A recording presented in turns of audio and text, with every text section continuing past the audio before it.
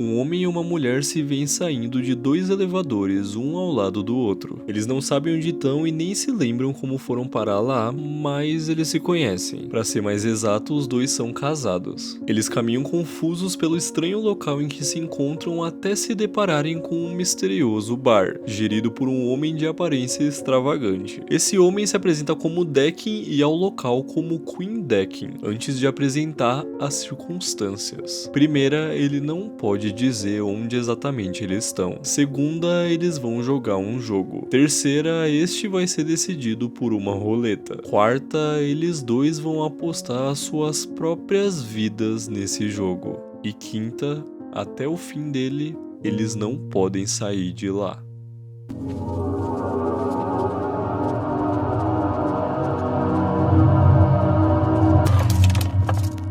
Death Parade é um anime original de 2015 que, ao mesmo tempo em que é bem conhecido, é também muito pouco comentado, ainda mais hoje em dia. E eu quis trazer aqui não só porque eu fui coagido por um amigo meu, mas porque a obra é realmente muito boa e eu quis falar sobre no canal. Mas como sempre, pra gente poder fazer isso, vale primeiro uma contextualização dela.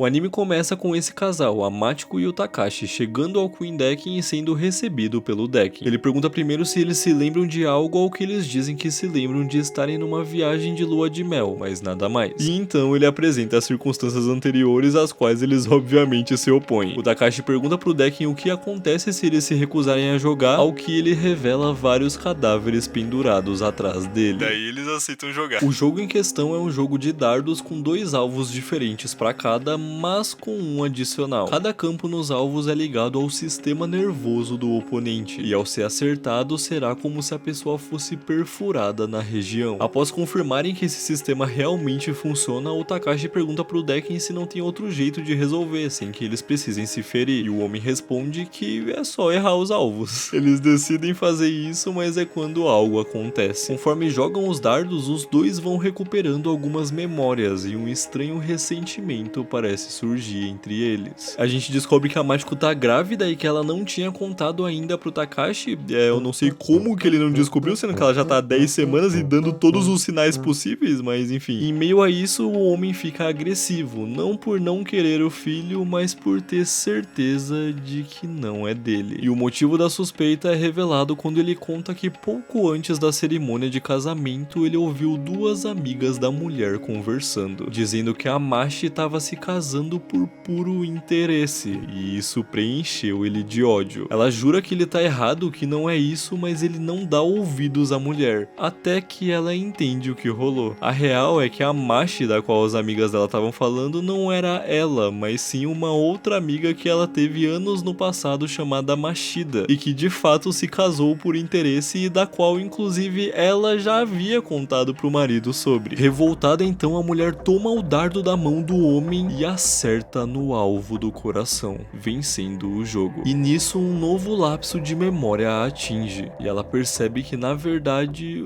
os dois já estão mortos. Ela se lembra que na viagem de lua de mel em que eles estavam, o Takashi estava tão louco de ciúmes que perdeu o controle do volante e acabou matando eles. Uma vez o jogo finalizado, o Decken vem e esclarece a situação. O Queen Decken é um tribunal do pós-vida que define através desses jogos o destino de cada alma. Ao ouvir isso, em choque, o Takashi perde o controle. Ele grita em ódio que a mulher o traiu sim, que o filho não era dele, ele tem certeza disso. E ela, se irritando também, responde que é verdade, que ela fez isso mesmo, afinal ela jamais poderia amar um homem como ele. Ele avança pra cima da mulher, mas é contido pelo Decken, que guia os dois pros seus destinos. O episódio acaba, mas antes da gente conversar pra valer sobre o anime, eu acho válido trazer também o segundo, que vai permitir que a gente entenda um pouco melhor tudo isso que tá rolando. Vem comigo então. Uma mulher desperta num local estranho sem lembrar de nada, inclusive do próprio nome. Ela é abordada por uma misteriosa garota que se apresenta como Nona e que a guia até um elevador onde o ascensorista as leva até o andar do Queen Decken. Lá a mulher é apresentada ao Decken e é puxada pela Nona para um canto para assistir ao julgamento da vez, com a justificativa de que ela vai se tornar a assistente do homem. O caso que elas acompanham é o do casal que a gente acabou de ver, e conforme as coisas tomam o rumo que nós acompanhamos, a Nona conta para outra que os convidados ao fim do jogo podem ser enviados ou para reencarnação ou pro limbo, onde eles mergulham na escuridão. O julgamento acaba e elas vão falar com o Decken, e ele diz que enviou o Takashi para reencarnar e a Machiko pro limbo, porque ela de fato estava traindo o marido, ela até admitiu. E nisso a Gótica, assim como eu assistindo e assim como provavelmente vocês também ouvindo, fica tipo: licença, você é burro? É óbvio que a mina tava só metendo um louco, cara. Ele questiona e ela diz que a Machiko só falou que tinha traído o cara pra aliviar a parte da consciência dele por ter matado o próprio filho na viagem. Só que o Decken é um Neandertal e não entende o que ela quis dizer, daí ela vai e explica como se estivesse falando com uma criança e aí ele entende, ficando frustrado por ter sido burro e condenado a mulher que era mó gente boa na real. Meus parabéns. De qualquer forma, fica então estabelecido que a partir de agora a Gótica vai ficar de assistente dele nos julgamentos. O episódio acaba e agora sim, a partir desse ponto, dá pra gente entender um pouco melhor o que tá acontecendo aqui. Death Parade se passa no pós-vida, nos apresentando um grupo de pessoas que estão envolvidas na tarefa de julgar e condicionar os mortos a um destino com base nas suas memórias e no seu comportamento durante os jogos. E duas coisas são interessantes da gente mencionar. A primeira é que ao passo em que os convidados perdem as suas memórias quando chegam ao outro mundo, o juiz, por outro lado, o Decken, recebe essas memórias, então ele já conhece em certo nível as pessoas antes mesmo do jogo acontecer. E a segunda que a gente percebe tanto por esse primeiro caso do casal quanto nos próximos episódios é que o resultado do jogo na verdade não importa no destino dos participantes. Essa ideia de que quem vai perder vai pro limbo ou pro inferno e quem ganhar vai pro céu ou reencarnar é só uma mentira que o Decken conta para incentivar os jogadores a revelarem as suas verdadeiras naturezas, a partir das quais aí sim ele determina o destino de cada um. Fora isso, também vale citar, assim como eu já comentei, que tem mais juízes nesse universo, não é só o Decken e não é só o Queen Decken que existe.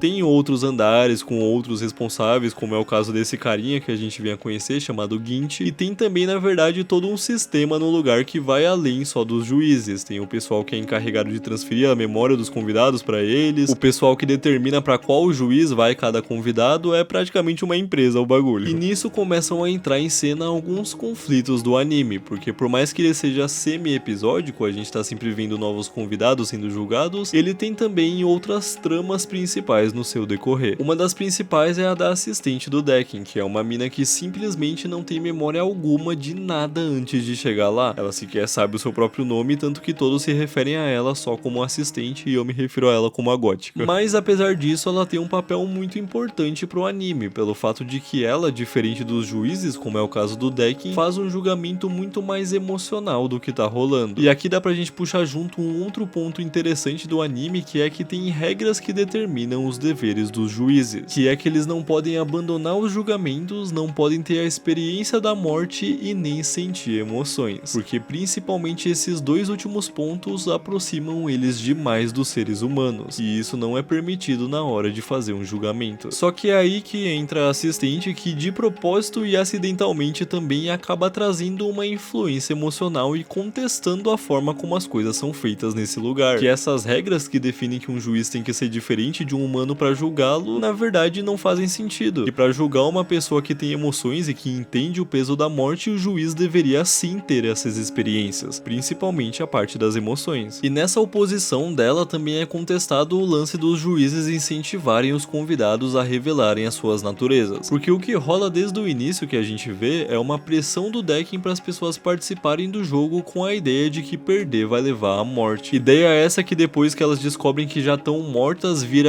quem ganhou vai pro céu, quem perdeu vai pro inferno, mas que a gente descobre que na verdade não é assim, que a real é que ele vai julgar com base no comportamento todo pra mandar ou pra reencarnação ou pro limbo. E ao longo do julgamento, tanto com esse papo dele quanto com outras ferramentas que ele usa pra interferir no jogo, e também com as memórias que vão atingindo os convidados, ele busca incentivar eles a mostrarem quem eles realmente são pra assim julgá-los. E é aí que vem a contestação da assistente, porque ela não enxerga esse formato de julgamento como válido. Afinal de contas, o que os juízes, o que o Decken tá fazendo, na verdade é forçar os convidados ao extremo. É deixar eles com o sentimento de que estão encurralados e assim incentivar a parte mais egoísta deles. E tá, literalmente falando, isso pode ser interpretado como a verdadeira natureza deles. Mas ao mesmo tempo, é extremamente injusto julgar todo um indivíduo com base no instinto de sobrevivência que essa pessoa apresenta numa situação extrema. As emoções dos convidados num momento como esse estão descontroladas, e é ainda mais injusto julgar essas emoções considerando que os juízes não compreendem elas. Ou será que compreendem? Olha, eu dei alguns spoilers medianos no vídeo até agora, mas que não estragam a sua experiência se você pegar pra ver o anime. Mas agora eu vou entrar mais no rumo que ele toma, então se você não quiser spoiler, considera esse o fim do vídeo. Muito obrigado por assistir até aqui. Mas se você resolveu ficar, simbora. Seguinte, uma coisa que fica evidente desde o início do anime é que o Decken é um pouco diferente dos outros juízes. Em teoria daria pra dizer que ele é o mais próximo do que seria um juiz ideal, uma vez que ele é o personagem que parece mais apático, os outros juízes parecem bem mais emocionais que ele, francamente, mas na verdade não, pelo contrário. Uma questão que entra em tona no meio do anime é que o Decken na verdade sente sim emoções humanas, por mais que ele não as compreenda direito, até por ser instruído como um juiz e tá sempre se portando como um. E a gente vê que isso rolou por um ato da Nona, que pediu para que essas emoções fossem implantadas nele. Porém, no decorrer da obra, quanto mais a assistente dele interfere nos julgamentos e expõe as suas opiniões quanto aos métodos dos juízes, mais nós o vemos sendo afetado pelas palavras dela e pelas reflexões que ele tem decorrente delas. O Decken é diferente dos outros juízes, e isso transcende de representar a princípio um problema dentro da visão deles, até se tornar num ponto de reflexão para eles. E já que a gente já falou tanto da assistente, qual que é a dela afinal? Bom, a gente passa um bom pedaço do anime com esse mistério de quem ela é, fica evidente, quer dizer, eu acho que fica evidente que ela tá morta, tipo, né, o lance dela não ter as memórias, eu acho que fica meio óbvio, mas o que a gente vem a descobrir um pouco mais pra frente é que ela era uma convidada do Decken, que ele não conseguiu julgar, porque quando ela apareceu no bar, ela se lembrava da própria morte e não quis jogar os jogos, então ele teve que apagar as memórias da mina e acabou postergando seu julgamento. Só que nisso ele foi empurrando com a barriga até onde deu. O problema é que esse adiamento não podia continuar pra sempre, uma vez que o corpo da mina começa a se desfazer, transformando ela lentamente em um manequim. Ah, eu deixei de fora, mas sempre que as almas dos convidados são julgadas, os seus corpos viram manequins. E vocês lembram os cadáveres que o Deck mostra atrás dele no bar? São os manequins dos convidados passados dele. Mas voltando, eventualmente então a verdade vem à tona numa revelação bem trágica de que a assistente, que na verdade se chama Chiyuki, era uma patinadora que sofreu um acidente que impossibilitou ela de continuar patinando, o que simplesmente acabou com o sentido da sua vida e a levou a dar fim a ela. E isso tudo é construidinho até que no final ela se arrepende do que fez depois do Deck mostrar pra garota uma projeção de como a sua mãe ficou depois da sua morte. E ele inclusive dá a chance dela de voltar à vida no seu corpo antigo, mas em troca da morte de alguma pessoa aleatória do mundo inteiro. E mesmo muito a contragosto, ela recusa, ela não consegue fazer isso. E todo esse momento de compreensão e de redenção da personagem é tratado de uma maneira bem bacana pelo anime. O ato que ela cometeu não é tratado como um egoísmo ou algo do tipo. E o arrependimento que ela sente não tenta invalidar o sofrimento que ela também sentiu e que a fez optar por aquilo. Afinal, a gente entende que tirar a própria vida é um ato extremo, então se ela chegou àquele ponto é porque ela realmente estava mergulhada na escuridão. E fora isso, esse momento do anime marca também a virada de chave do Decken, uma vez que diante de toda a dor da Chiyuki é quando a casca vazia e apática dele finalmente se quebra. Ele se comove, ele chora por ela e lamenta que o resultado final não possa ser diferente, não só pra garota, mas pra todos os convidados uma vez julgados. E ao fim de tudo, mesmo magoada e coberta de remorso, ela se sente grata pela vida que teve. Ela agradece o Decken e segue de bom grado pro elevador, ao que o homem, sorrindo genuinamente pelo que parece ser a primeira vez, a envia pra reencarnação.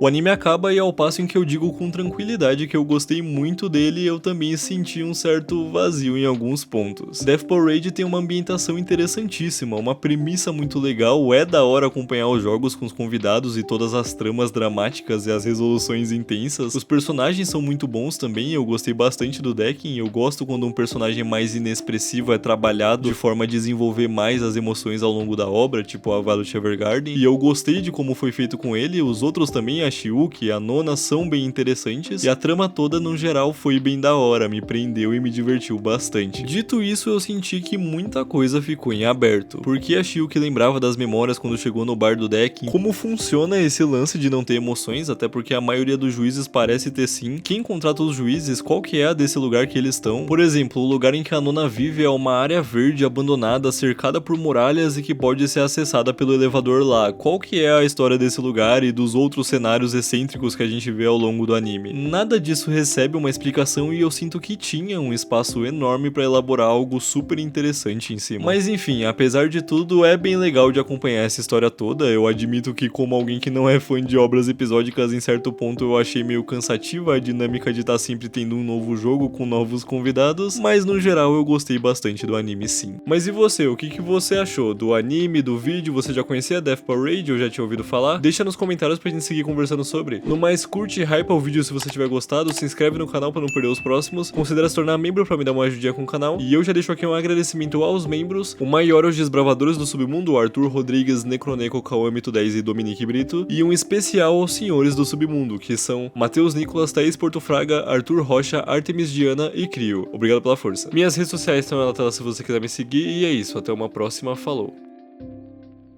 Eu tô trabalhando